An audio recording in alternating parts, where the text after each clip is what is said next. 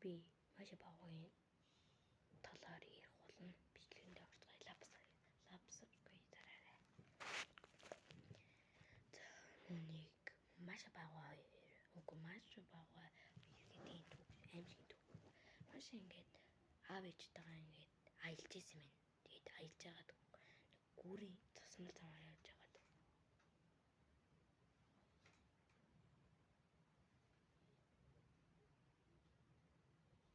улаан нүдтэй нэг хүнтэй тарсан гүүрний цаанаас. Тэгээд Маша жоохон сандарсан долоо аав ээжтэй гэрт очоод хэлээ. Тэгээд гэр руугаа яваад явсан. Тэгээд Маша тэгээд гэртээ очоод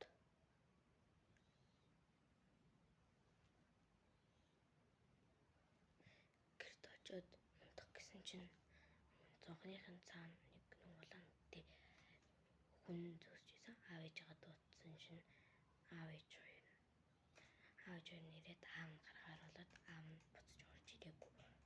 Тэгээд ээж нь ээж аавыг нь яхаар гайсан. Тэсэн чи ээж нь орж ирээ гар нь цус олцсон байсан. Хүнд хазуулсан байсан гэсэн үг.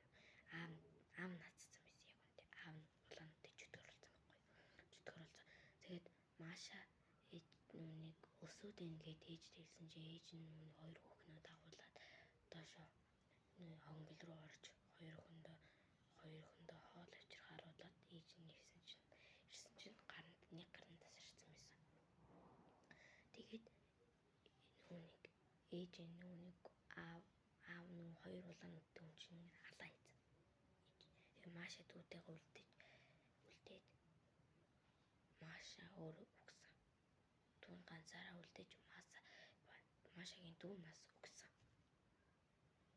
Тэргээр үл байхгүй болж байгаа.